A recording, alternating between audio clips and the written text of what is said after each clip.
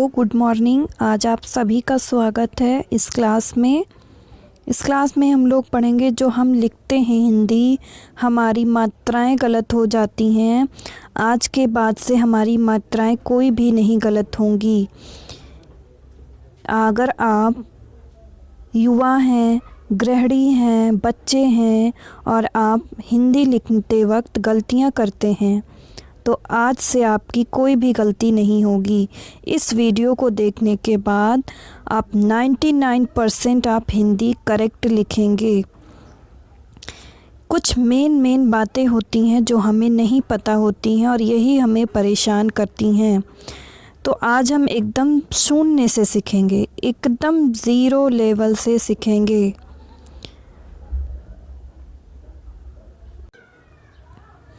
देखिए, हिंदी में मात्राएं कितनी होती हैं? 10। आप किसी भी शब्द को लिखते हैं तो इन्हीं मात्राओं का उपयोग करेंगे और कहीं कोई से मात्रा नहीं आएगी। ये बात अपने दिमाग में बिठा लीजिए। देखिए, आ की मात्रा होगी, ई की मात्रा होगी और ई की मात्रा होगी। आप जिसे छोटी ई और बड़ी ई बोलते हैं। ऊ की मात्रा होगी और ऊ की मात्रा होगी। ए आई की मात्रा होगी, ओ औ की मात्रा होगी और एक री की मात्रा होगी। केवल इन्हीं 10 मात्राओं का खेल है हिंदी लिखना। ठीक है, अगर आप इन मात्राओं को समझ गए तो आपकी हिंदी कभी गलत नहीं होगी।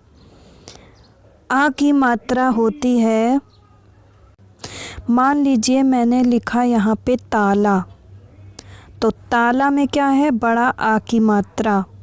बड़ा आ की मात्रा ऐसे लगती है। डंडा, एक डंडा लगेगा। किसी भी शब्द को अगर आप लिखेंगे, किसी भी व्यंजन को लिखेंगे, सब में आ की मात्रा एक डंडे की फॉर्म में लगी आपको मिलेगी। और छोटी ई की मात्रा, इसमें लोग बहुत अधिक गलत करते हैं।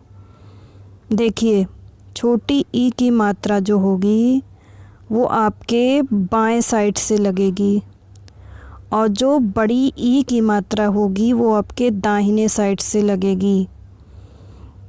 और ऊ की जो मात्रा होगी वो इस तरह लगेगी और जो बड़ा ऊ की मात्रा होगी ये इस तरह लगेगी।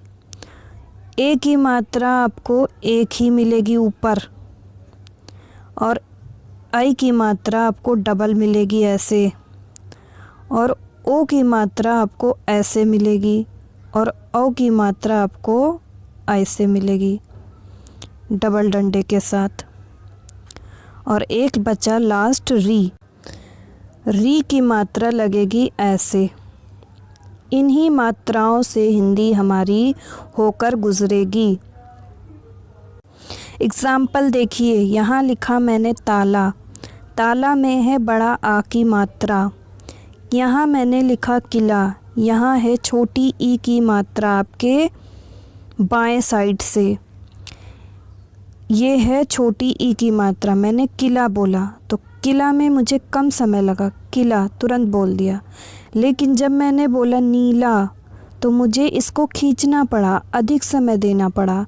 नीला, अगर मैं इसको इधर से कर देती बाएं साइड से छोटी की मात्रा तो ये हो जाता नीला, ये हो जाता नीला। लेकिन मुझे लिखना है नीला तो मुझे इसमें बड़ी ई की मात्रा चाहिए। ये बन गया नीला। ये बाएं साइड से छोटी की मात्रा और दाहिने साइड से बड़ी ई की मात्रा, यानी आपके लेफ़्ट साइड से छोटी ई की मात्रा और आपकी राइट साइड से बड़ी ई की मात्रा लगेगी। जब आपको कम समय में किसी शब्द को लिखना है तो छोटी ई की मात्रा, अगर ज़्यादा खींचने वाला शब्द लिखना है तो आपको बड़ी ई की मात्रा। सुरक्षा मैंने लिखा। सुरक्षा में देखिए, छोटा ऊ की मात्रा, तुरंत मैंने बोला सुरक्षा। लेकिन जब मैंने बोला बूंदा बांदी तो बूंदा बांदी में मुझे ऊ को खींचना पड़ा, इसलिए यहाँ पे लगेगा बड़ा ऊ। और बड़ा ऊ होता है ऐसे और छोटा ऊ होता है ऐसे। अगर मुझे लगाना है ए की मात्रा, मैंने लिखा यहाँ पे खेल। खेल में क्या है? ए की मात्रा। खेल, अगर मुझे लगानी है ऐ की मात्रा तो मैंने लिखा है यहाँ पे मैदान।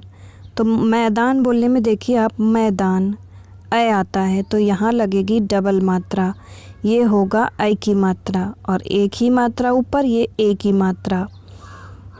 अब आइए मुझे लिखना है ओ की मात्रा लगाकर, तो मुझे यहाँ लिखना है सोमवार। तो सोमवार जब आप बोलेंगे सो तो यहाँ पे ओ की साउंड क्रिएट होगी, तो यहाँ ओ की मात्रा लगेगी। अगर मुझे लिखना है मौजूदा तो मौ में जब बोलेंगे तो बोले आएगा आओ, तो यहाँ लगेगी औ की मात्रा, डबल मात्रा होगी यहाँ औ की मात्रा। अगर मुझे लिखना है री की मात्रा लगाकर कुछ लिखना है, जैसे लिखना है मुझे गृह, गृह माने घर, तो री की मात्रा ऐसे लगेगी। ये वाला मत कर देना, ये वाला फिर गलत हो जाएगा, वो ग्रह हो जाएगा प्लैनेट वाला। वो रा की को बहुत लोग बोलते हैं रा की मात्रा आप लगा दीजिए। रा की बच्चों कोई मात्रा नहीं होती है, ये समझ के रखिए। मात्राएं सिर्फ 10 हैं, इतनी जितनी मैंने बताई है। रा का रूप होता है जो कि आगे हम लोग पढ़ेंगे, वो भी डिटेल से। सभी लोग ध्यान दीजिए, रा में ऊ की मात्रा कैसे लगती है। देखिए रा में ऊ की मात्रा एक ऐसे लगती है और एक ऐसे लगती है। तो जो ये वाली है ये रा में छोटा ऊ की मात्रा है, और जो ये वाला है ये रा में बड़ा ऊ की मात्रा है। जैसे मुझे लिखना है रुक, तो मैं क्या यूज़ करूँगी, छोटा ऊ की मात्रा वाला रा, रुक। लेकिन मुझे लिखना है रूप, रूपवान, तो मैं यूज़ करूँगी यहाँ पे बड़ा रा में बड़ा ऊ की मात्रा। इसको मैं थोड़ा सा ऐसे गोल कर दूँगी, ऐसे रूपवान, क्योंकि मुझे इसको बोलते टाइम अधिक समय लगा रूपवान, और मैंने जब बोला रुक तो मुझे कम समय लगा, तो उसमें छोटा ऊ की मात्रा, और अधिक समय लगा तो बड़ा ऊ की मात्रा। अब चलिए हम री की मात्रा देखते हैं। मैं आगे भी आप लोगों को बता चुकी हूँ, एक बार मैं फिर से आपको बताती हूँ। गृह तो आप सभी जान गए हैं कि गृह में ये जो होता है ये री की साउंड निकलती है, ना कि रा की। ग्रह नहीं होता बच्चों, गृह होता है। ग्रह कार्य नहीं होता, गृह कार्य होता है। अगर ग्रह बोलेंगे तो ग्रह वो प्लैनेट वाला हो जाएगा, ठीक है। अगर मुझे बोलना है, कुछ लोग बोलते हैं मातृभाषा। बच्चों देखिए मातृभाषा नहीं होती है, मातृभाषा होती है, उसमें मातृभाषा होगी, ऐसे मातृ होगा, ये मात्र नहीं होगा। ये जो है ये री की मात्रा होगी, तो क्या निकलेगा, री की साउंड निकलेगी, मातृभाषा। अब चलिए हम लोग रा के रूप वाले शब्द पढ़ लेते हैं, क्योंकि इनमें अक्सर हम गलतियां करते हैं, इन्हीं वजह से हमारी जो वर्तनी है हिंदी में वो गलत हो जाती है। एक रा का रूप तो इस तरह होता है, मान लीजिए मैंने लिखा क्रम, एक रा का रूप ऐसे ऊपर चला जाता है, मैंने लिखा कार्य। एक रा का रूप ऐसे है, तो ये 3 रा के रूप हैं जिनको हम समझेंगे। जब मैंने लिखा क्रम, यहाँ पे रा लगाया, तो इसका मतलब ये रा जो है ये पूरा है और जो का है वो आधा है। इसको ऐसे समझिए, ये का हलंत, हलंत जिस शब्द के नीचे आ जाए वो समझिए कि वो आधा है। ये मान लीजिए ये क्रम लिखा है तो रा के खड़ी पाई के नीचे लगा है, इसका मतलब ये रा पूरा है और का आधा है हलंत वाला, और माँ, ये मिलकर बनेगा क्रम। जब खड़ी पाई के नीचे ऐसे रा होगा तो इसका मतलब ये रा पूरा है। जब खड़ी पाई के ऊपर यहाँ कार्य में देखिए ऊपर रेफ की फॉर्म में लग गया तो इसका मतलब ये रा आधा है। लेकिन जब ये यहाँ ड्रम में लगा तो इसका मतलब डा आधा है और रा पूरा है। इसमें भी रा पूरा है और इसमें भी रा पूरा है। सिर्फ जो ये वाला है इसमें रा जो रेफ की फॉर्म में लगा है ये आधा होता है।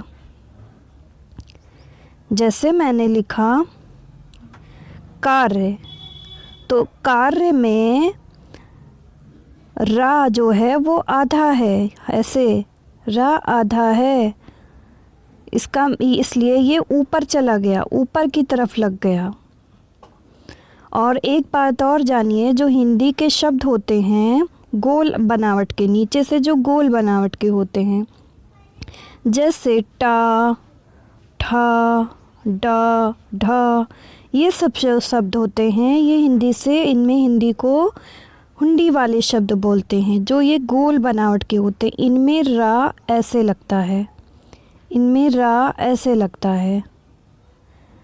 इसका मतलब रा इसमें पूरा है और जो भी शब्द है टा, ठा, डा, ढा, ये सब आधा है। नेक्स्ट देखते हैं। मैंने यहाँ 2 तरह के आशीर्वाद लिखे हैं, कौन सा सही है आप बताइए, इनमें से कौन सा सही है? तो जो ये सेकंड वाला आशीर्वाद लिखा है ये राइट है और ये रॉन्ग है, ये गलत है। क्योंकि रा का नियम होता है कि जब हम रा जहाँ बोलते हैं उसके आगे वाले पे लगाते हैं। यहाँ पे हमने लिखा आशीर्वाद, तो रा यहाँ पे आ गया, लेकिन रा यहाँ नहीं लगाना है हमें, रा हमें इसके अगले वाले पे लगाना है। आशीर्वाद यहाँ पे लगाना है, बोलना यहाँ है, यहाँ पर बोलना है, लेकिन लगाना इसके अगले वाले पे है। ये रा का नियम है। एक शब्द और देखिए, मैंने लिखा यहाँ पे वर्त से, वर्त से, तो यहाँ पे रा तुरंत मैंने यहाँ पे बोला ऐसे, रा यहाँ है लेकिन ये लगा कहाँ है, यहाँ सबसे पीछे। क्यों? क्योंकि इसके पास, इसमें देखिए वा, इसमें आधा ता है, तो ता के पास तो अपनी कोई खड़ी पाई है ही नहीं, तो ये अब रा का भार कैसे उठाएगा? जिसके पास अपनी खुद की ताकत नहीं है वो दूसरे को कैसे उठाएगा? तो ये अगले पे जाना चाहिए, लेकिन अगला भी आधा है, सा भी आधा है, तब क्या करें? अब ये जाएगा या पर, क्योंकि या के पास खड़ी पाई है, ये इसका भार उठा सकता है, इसलिए रा लग गया यहाँ ऊपर। ये रा जहाँ बोलेंगे आपको उसके अगले पे लगाना है, मगर यहाँ अगला आधा है, फिर उसका अगला भी आधा है, तो हमने लगा दिया सबसे पीछे। ये बन गया वर्त से। कुछ लोग इसको बोलते हैं वर्तस से, ये वर्तस से नहीं है, ये वर्त से है।